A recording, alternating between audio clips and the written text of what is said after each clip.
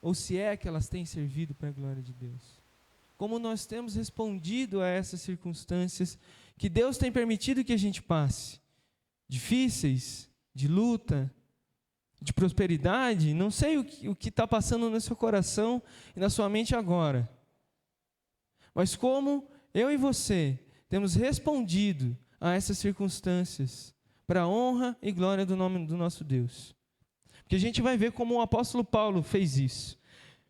Você lembra que aqui a carta de Filipenses é o apóstolo Paulo já no fim da sua vida, já preso em Roma, já perto de encerrar a sua jornada, como ele vai escrever para Timóteo na segunda carta. Ele já sabia, muito provavelmente ele sabia que ele não sairia da cidade de Roma mais com vida.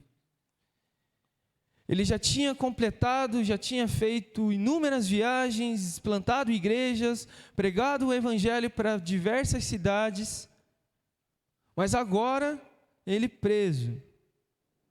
E ele escreve essa carta e tantas outras para encorajar os irmãos. E ele vai usar o próprio exemplo da sua prisão como um encorajamento do evangelho. Abra sua Bíblia então lá em Filipenses 1, do versículo 12.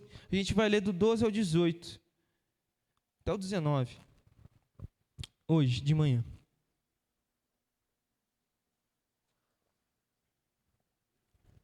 Primeiro a gente vai ler do 12 ao 14. Então esse é o panorama da carta. Ele está preso, condenado em Roma, justamente por causar distúrbios no Império Romano.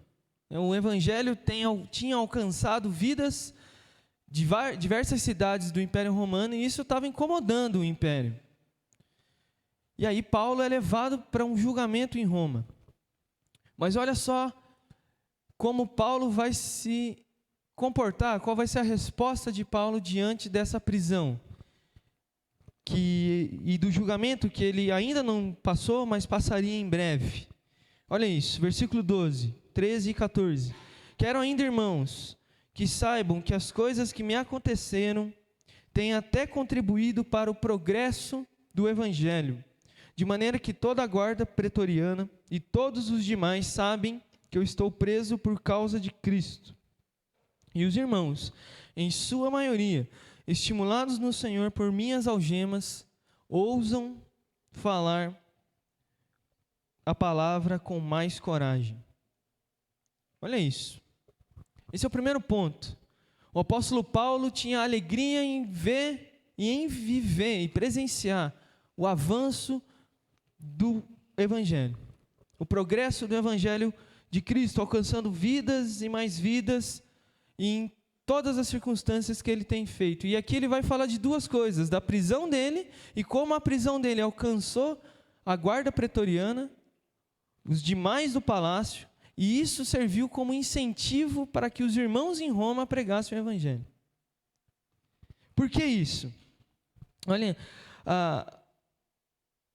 a ideia que Paulo vai colocar aqui, irmãos, é que o anúncio do evangelho, o progresso do evangelho, era muito mais importante para o apóstolo Paulo do que a sua própria condição de vida. Toda essa parte, do versículo 12 ao versículo 19, na verdade até o versículo 26, vai dizer respeito disso, da importância que tem o avanço do evangelho, independente da circunstância da vida do apóstolo. E o versículo 18 é uma ideia central dessa sessão. Olha lá o versículo 18. Você conhece esse versículo, também é importante. Nada, mas de que isso importa, uma vez que de uma forma ou de outra, Cristo está sendo pregado. E a gente vai ver qual é essa forma ou de outra. Seja com fingimento, seja com sinceridade, eu também com isso me alegro e sempre me alegrarei.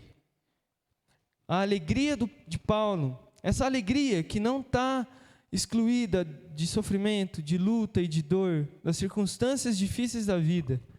O que alegrava o coração do apóstolo era ver a mensagem de Jesus sendo anunciada.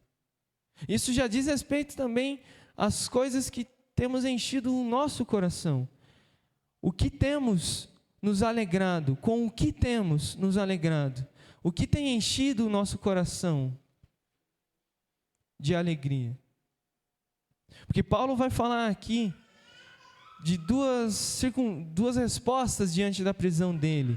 De gente que pregava o evangelho por inveja, com ambição egoísta, e com gente que pregava o evangelho com sinceridade. E tudo isso, e Paulo preso, isso gerava no apóstolo alegria. O que tem gerado alegria em nós?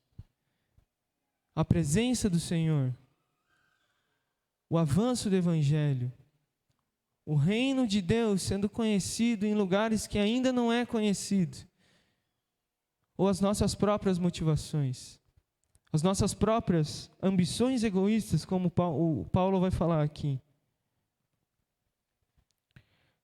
Paulo não está vendo as circunstâncias que cercam ele de uma perspectiva terrena e mundana. Paulo está vendo as coisas que têm acontecido com ele. E você vê que ele escreve de um jeito usando o eufemismo. Eufemismo é quando a gente não quer dizer muito bem aquilo que a gente quer dizer. Sabe quando Paulo escreve em Efésios que tem alguns irmãos que dormem? Ele está querendo dizer que os irmãos já morreram. Mas ele não quer usar esse termo. Ele não quer ser tão explícito naquilo que ele está dizendo. Mas olha só o jeito que ele lida com as coisas que aconteceram. E se você vê o livro de Atos, as coisas que aconteceram com Paulo foi naufrágio, apedrejamento, tortura, picada de cobra. O que mais que a gente listou lá no retiro, lembra? Né? Prisão, açoite, né? Passou fome. E ele escreve, essas coisas que têm acontecido, você está entendendo? O foco do coração do apóstolo? O jeito que ele escreve de tudo que aconteceu na vida dele, essas coisas que aconteceram comigo, isso tem contribuído para quê? Para que o nome dele fosse conhecido, para que ele ganhasse fama, para que ele ganhasse dinheiro, para que tivesse gente nas portas das prisões e da casa que ele estava preso, militando para Paulo ser liberto. Isso resultou no quê, irmãos? No progresso do evangelho. Paulo não é um cara que está falando de pouca coisa, irmãos. Ele não sofreu pouco, sabe? Estava compartilhando com a Rebeca esses dias. À tarde a gente trabalha numa escola de reforço e um aluno meu veio falar das dificuldades da vida dele. E você sabe, quem paga a aula de reforço é quem tem condição, né? Assim, o que vai para o professor não é muita coisa, né? Mas, né? Enfim. E ele estava falando das dificuldades dele, de tipo, ter que ir para a academia, ter que ir buscar a encomenda que veio do exterior que ele comprou, né? Da viagem que atrasou o avião semana passada, né? Sei lá. Oi? Coisas terríveis, assim, do ovo maltine que acabou, que ele teve que ir no mercado comprar, enfim. E falando como se isso fosse uma dificuldade tremenda na vida, assim. Eu falei, com certeza, cara. Assim, realmente, você é um guerreiro do povo brasileiro, assim, né? As pessoas tinham que se inspirar na sua vida. Menino de 18 anos, eu falei, sabe de nada da vida, né? Pelo amor de Deus. Mas o que Paulo está falando aqui, irmãos, não são dificuldades bestas. O que ele passou não é pouca coisa, como a gente falou. Mas ainda assim, ele diz isso como essas coisas. Porque o foco do coração do apóstolo não está nas coisas, mas está em Deus, está em Jesus. Está em ver o nome de Cristo sendo anunciado e vidas sendo entregues aos pés de Jesus. É isso que move o coração. É isso que é aquilo que motivava o apóstolo. Como a gente pode ler no versículo 20, 21, 22. É ver o nome de Cristo sendo conhecido. Por isso a pergunta do vídeo. Como o mundo tem visto Cristo por meio das nossas vidas? Como o mundo tem visto as nossas vidas diante das respostas que as circunstâncias da vida nos dão? Quais têm sido as nossas respostas? Será que a gente tem considerado, e aqui, irmãos, de novo, não é romantizar sofrimento, não é ignorar a dor, mas é passar pela dor, sabendo que as nossas vidas estão guardadas em Cristo Jesus. E nós sabemos muito bem o que é isso aqui na igreja. Enfrentar dores, lutas, mas saber que as nossas vidas estão guardadas pelo nosso Senhor Jesus. A perspectiva que Paulo está olhando da sua vida é a perspectiva da soberania de Deus. Deus, ele é soberano sobre todas as coisas. Deus, ele, por mais que muitas vezes possa não transparecer, mas ele cuida e tem cuidado de cada um de nós, em cada aspecto, em cada circunstância da nossa vida. Por mais que o hoje possa parecer que não. Paulo vai falar isso em 2 Coríntios. Há um tempo atrás o pastor Joel fez uma série de pregações na segunda carta de Coríntios. E a gente até canta a música, né? Aflitos, mas não abalados. Nunca sei a ordem, mas é isso, né, pastor? Afligidos e não sei o que lá, né? Paulo, ele não ignora o sofrimento que ele passou, mas ele não considera a causa final desse sofrimento. Ele está olhando sempre na perspectiva da soberania de Deus. Isso é um convite para que eu e você olhemos para as nossas vidas, olhemos para as nossas circunstâncias na perspectiva da soberania de Deus. Mas como fazer isso? Como olhar, e você pode pensar, o que você está passando é uma dificuldade tremenda, e eu imagino que possa ser mesmo, diferente desse meu aluno. Dificuldades reais da vida, lutas reais da vida, dores e sofrimentos e angústias reais da vida. E como responder a isso? Tendo um coração voltado para o nosso Deus. Isso não é uma coisa fácil, irmãos.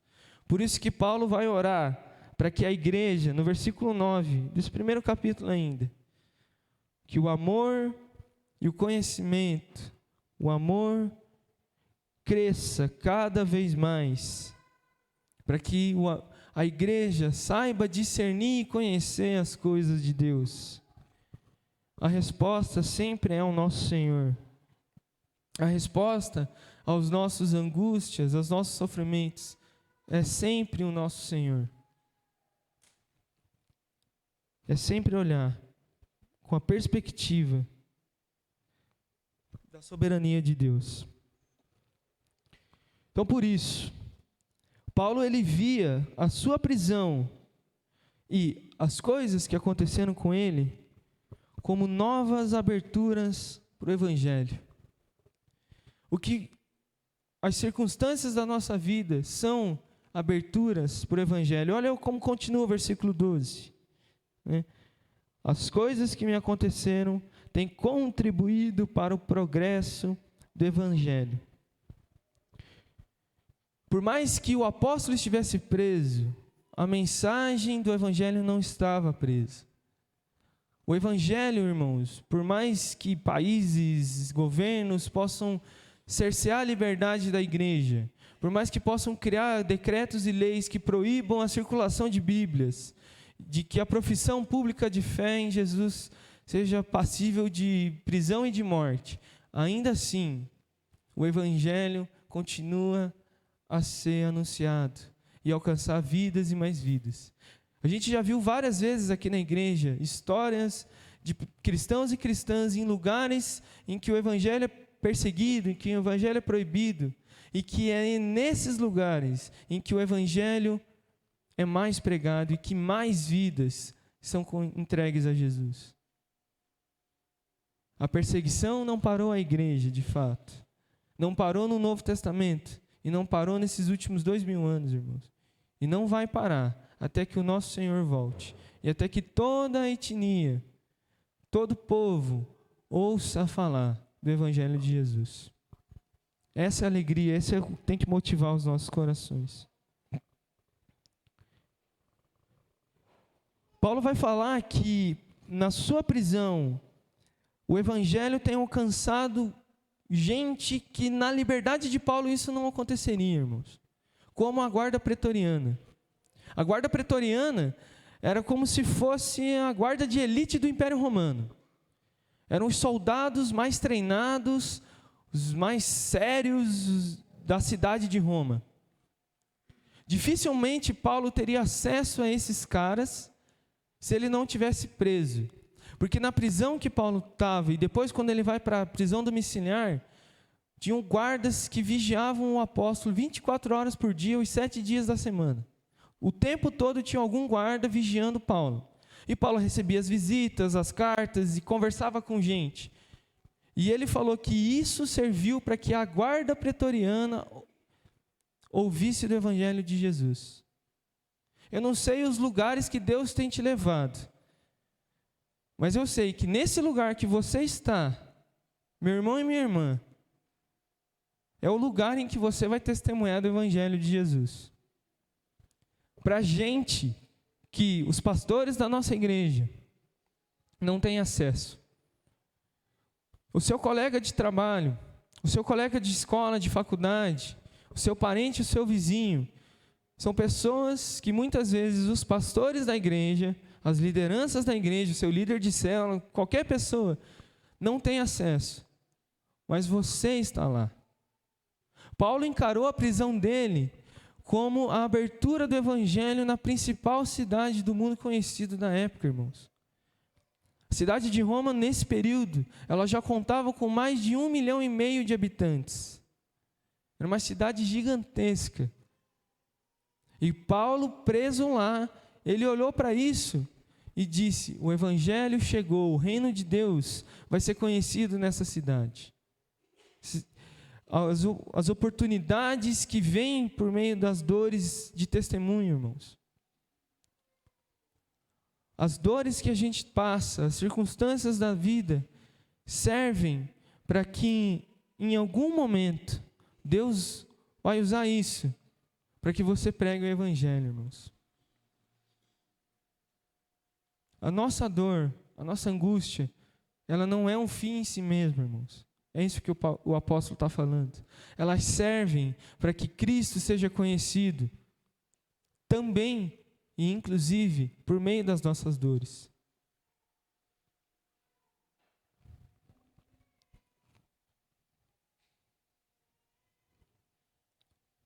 Porque a nossa vida, ela serve como testemunho de Cristo. E provavelmente você já ouviu falar naquela frase: pregue o evangelho e, se necessário, use palavras. Você já ouviu essa frase? Ela é certa em alguns aspectos, porque a gente tem que cuidar muito, num sentido importante. A nossa vida, ela tem que ser testemunho, com certeza. Nós temos que ser as respostas das perguntas. Como o mundo vê Cristo? Você tem que olhar para as nossas vidas e ver Jesus de fato. Mas a nossa pregação do evangelho, a nossa vida como testemunho, ela sempre tem de estar baseada na palavra de Deus, do evangelho de Cristo Jesus. Pregue e também use palavras. Eu corrigiria a frase. Use as palavras do próprio Senhor Jesus. Paulo vai escrever para Timóteo, aqui também, perto da sua prisão, lá no capítulo 4, versículo 1 e 2.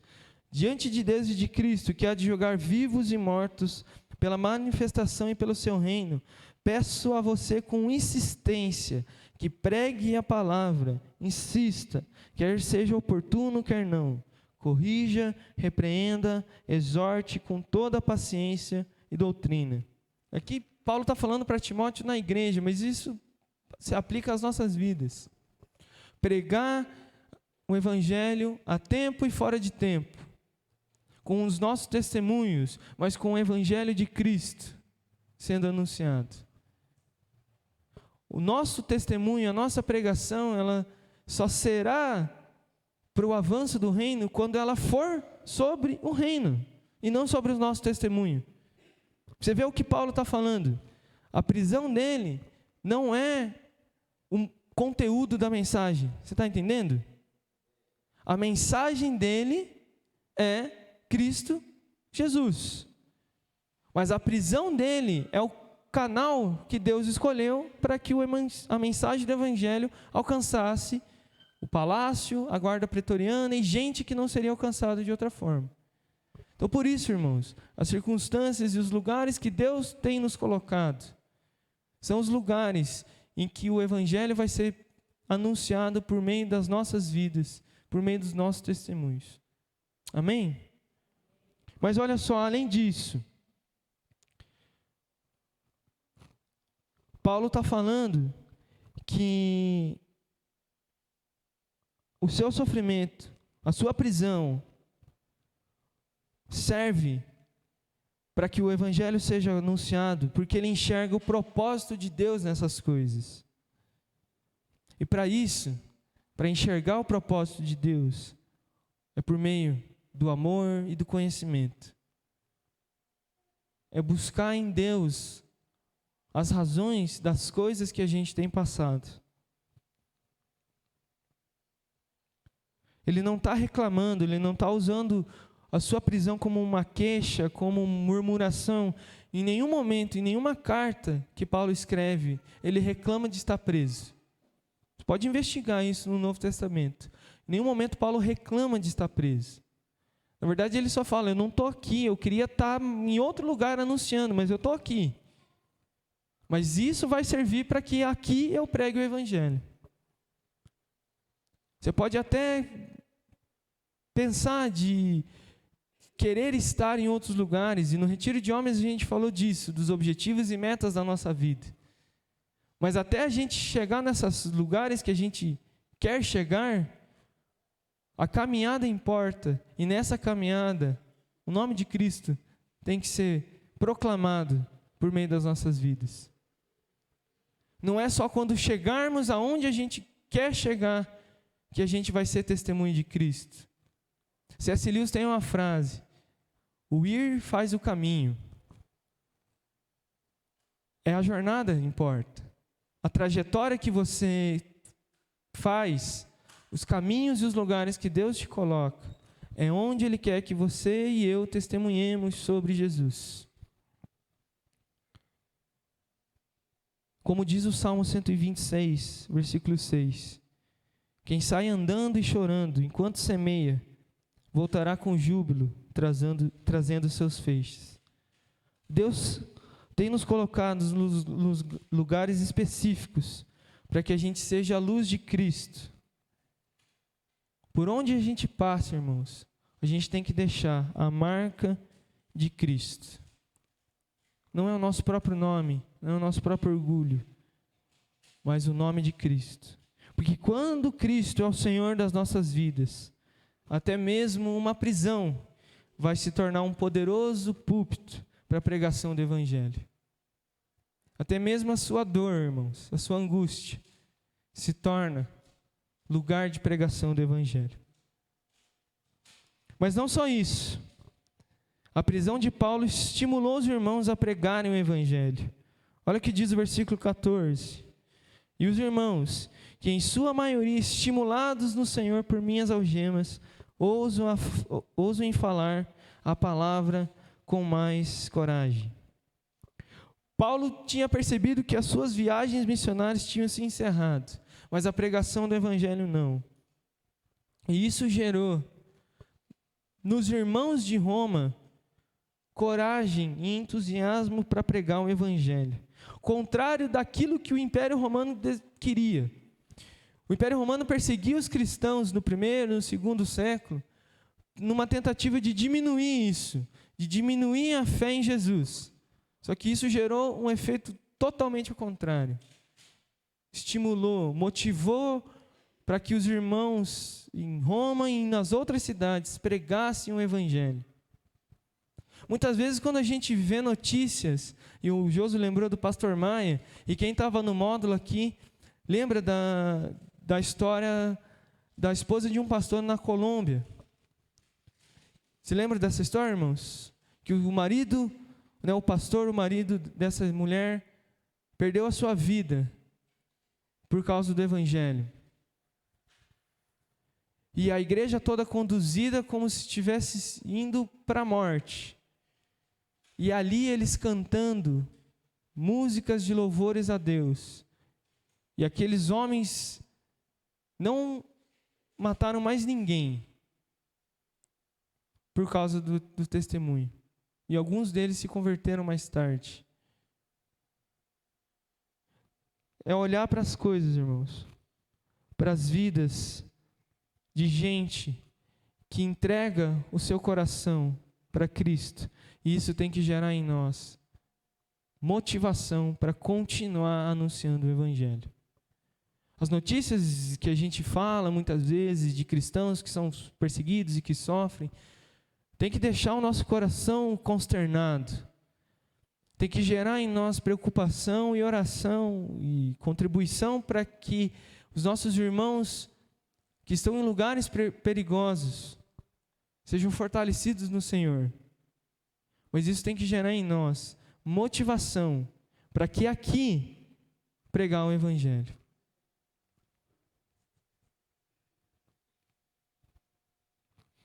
O nosso testemunho e como a gente lida com as situações que a vida nos proporciona e que Deus permite que a gente passe, elas têm que estimular os nossos irmãos e irmãs. A prisão de Paulo podia gerar preocupação, medo, tristeza, angústia, mas ela serviu para motivar, serviu como combustível para a pregação do Evangelho. Lá no Retiro de Homens, o pastor Godoy nos incentivou também a ler biografias de pessoas que nos inspiram, né? E tem diversas biografias de gente que deu a sua própria vida para o anúncio do Evangelho. A gente podia lembrar e passar amanhã lembrando de histórias disso. Mas você não precisa ir longe. Aqui do lado, aqui dentro da nossa igreja, a pessoa do seu lado aí, irmão, ela é uma biografia de uma vida que passou por luta e por angústia e que te inspira a continuar na caminhada. Não é verdade?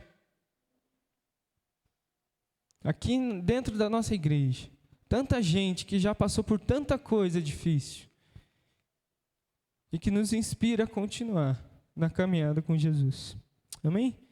Aproveita esse momento que eu vou quase chorar, porque você sabe, quando o Joso dirige o culto, e aí já vem um clima de choro, assim, né, aquela coisa toda. Mas, né? Só faltou a Vivi para cantar, né, Joso? Aí completava o bingo, né? As nossas vidas, irmãos, dos nossos queridos irmãos e irmãs, elas servem para combustível para a nossa vida continuar na caminhada. Você pode conversar com qualquer um aqui, irmão, e você vai ver que o testemunho de cada um aqui é o testemunho de gente que teve que ficar firme na fé. Num momento específico da vida, por mais de 10 anos esperando numa fila de adoção. Ou de tanta coisa. Se eu falar aqui, eu já estou chorando, já, enfim, já. Tanta coisa, irmão. Isso tem que gerar em nós alegria em viver em unidade. Em alegria em viver em comunidade. Em alegria em ver o Evangelho progredindo.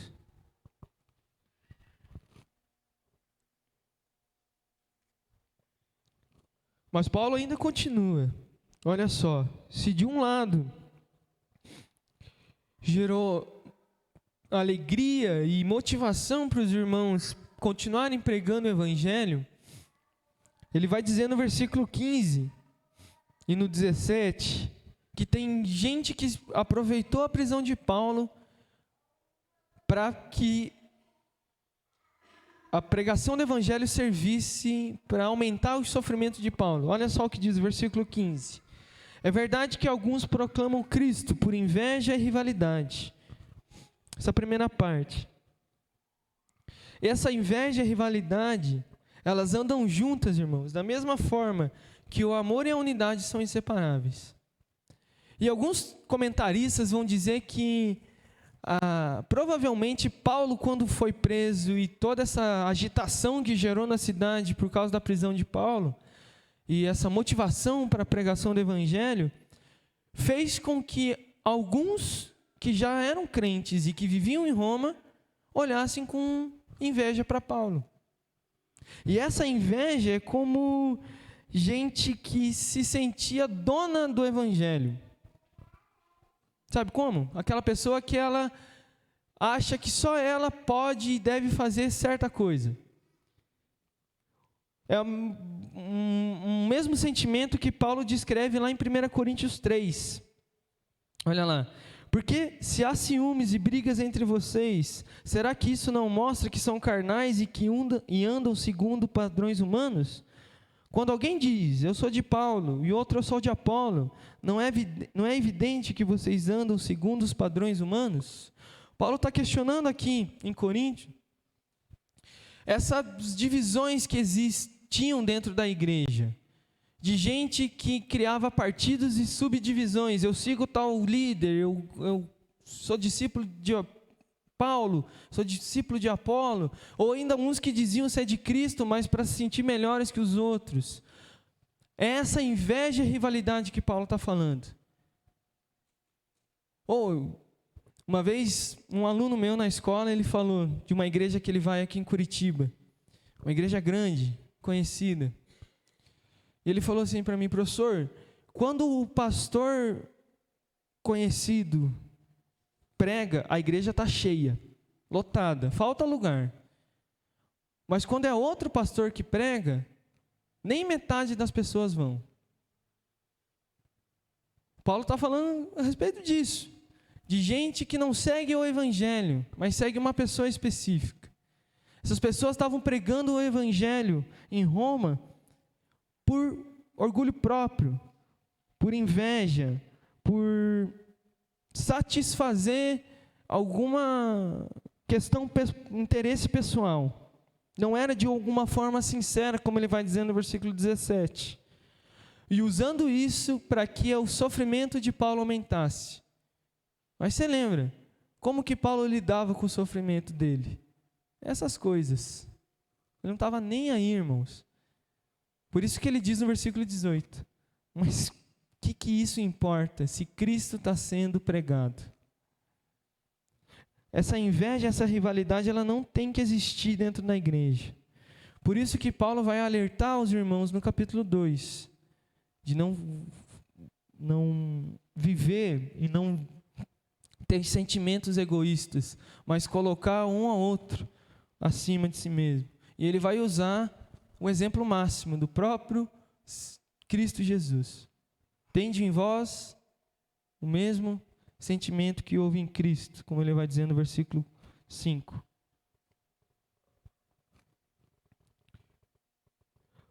Essa inveja, essa angústia, ela não é algo que só outros podem ter.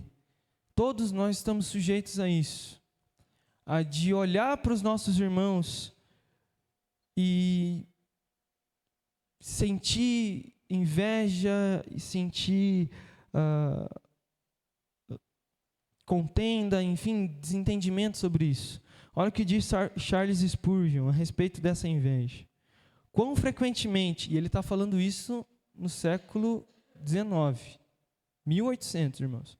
Quão frequentemente, se um irmão cristão faz um pouco mais do que seus companheiros de trabalho, eles começam a encontrar falhas nele. E se alguém é abençoado com maior sucesso do que outros, quão frequentemente esse sucesso é menosprezado e falado com desprezo? Já passou por isso? Né? O irmão, a irmã na igreja começa a ganhar um pouco mais, a pessoa já fala, e aí tem coisa. Já começa a olhar com olhos desconfiados. Esse espírito de inveja está mais ou menos em todos nós, embora talvez não estejamos exibindo agora. Isso o Spurgeon falando. Ele só precisa de uma oportunidade adequada para a sua exibição. Nenhum homem tem ideia de quão ruim ele realmente é. Você não sabe o quão bom a graça de Deus pode fazer você, e nem o quão ruim você é por natureza. e nem quão ruim você poderia se tornar se essa natureza pecaminosa fosse deixada assim mesmo. Essa inveja de olhar para as coisas dos nossos irmãos, de tal pessoa fala na igreja e eu nunca tenho oportunidade. Tal pessoa faz tal coisa e eu não faço isso. Cuida com o nosso coração, irmãos, de saber que é Deus quem cuida de todas as coisas. E Deus tem te colocado e te dado dons específicos para que você sirva das formas que Ele quer que você sirva, irmãos. Tiago vai falar na carta, nem todos são chamados a ser mestres e ensinar, mas todos são chamados a anunciar o Evangelho, do seu jeito, irmão, onde você está.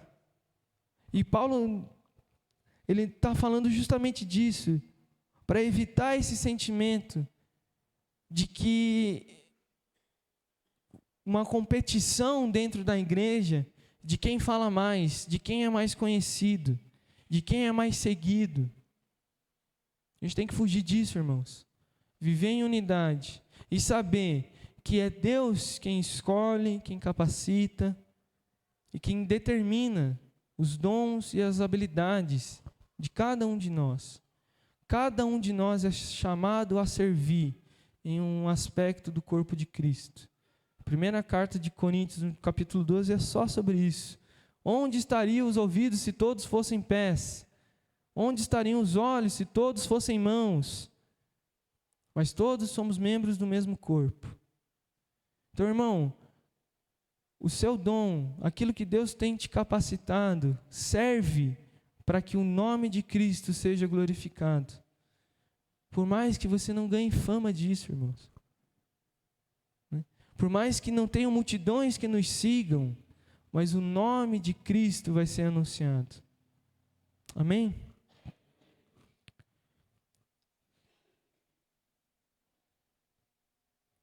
Mas ainda no versículo 16, os que pregavam por boa vontade, por amor, sabendo que estou incumbido da defesa do Evangelho. Aqui tem uma palavra muito importante.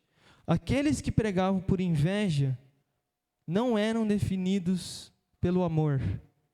O amor é um elemento essencial para qualquer ministério, irmãos. Para qualquer ministério dentro da igreja. Desde a abertura do portão, a pregação da palavra, o amor é um elemento essencial. Sem amor, a gente poderia fazer qualquer coisa. Como o apóstolo vai falar em 1 Coríntios também. A gente poderia falar a língua dos anjos.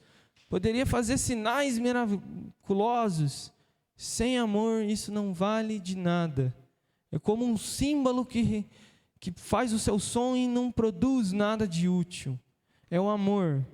Como o pastor Lucas sempre gosta de dizer, que é muito mais ação do que sentimento. E a palavra que Paulo vai usar é justamente isso. É o amor ágape. O amor na prática. E qual é a prática aqui, irmãos? O anúncio do Evangelho de Cristo. É esse amor de entrega, de renúncia, de abrir mão de quem nós somos, para que Cristo seja glorificado por nossas vidas. É como Jesus fala em Mateus, é perder a sua vida, mas para que ela seja achada em Jesus. Paulo não pregava o Evangelho para que o nome dele fosse conhecido. Paulo não pregava o Evangelho para que ele ganhasse dinheiros e os louros do anúncio. Mas ele pregava o Evangelho para que o nome de Jesus fosse conhecido. Tanto que ele se desfez de tudo o que ele era. Ele vai falar isso em Filipenses. Ele considerou tudo o que ele era antes de Cristo como perda, para que ele ganhasse a Jesus. E ele vai listar o currículo dele. E era um baita currículo. Se chegasse um professor de teologia com o currículo que Paulo tinha, a igreja ia contratar esse cara. Estudou com os melhores professores, conhecia as doutrinas do judaísmo todas de cor, foi circuncidado no 8º dia, era das melhores tribos, da tribo de Benjamim e tudo mais. Mas ele falou, tudo isso é perda, para que eu ganhe a Cristo. É desfazer, irmãos, dos nossos orgulhos, do nosso coração, e se entregar de fato para Cristo Jesus. Porque aí sim as nossas vidas servirão como verdadeiras testemunhas de quem Jesus é. Aí sim a resposta de como o mundo vê Cristo vai ser uma resposta de acordo com a palavra de Deus. E para a gente encerrar,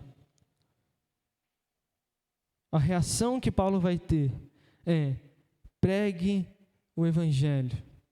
Porque quando ele diz que esses que pregavam o Evangelho por inveja, a mensagem deles era correta. Ele não está corrigindo a mensagem, ele está alertando para a motivação, é diferente. Lá em Gálatas ele vai corrigir o conteúdo, que a galera na igreja da Galácia estava pregando coisa estranha.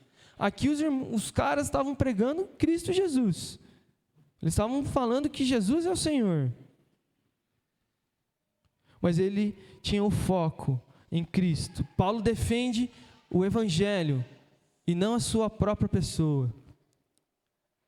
Paulo tinha uma vida em que de fato o coração e o foco dele era a glória de Deus.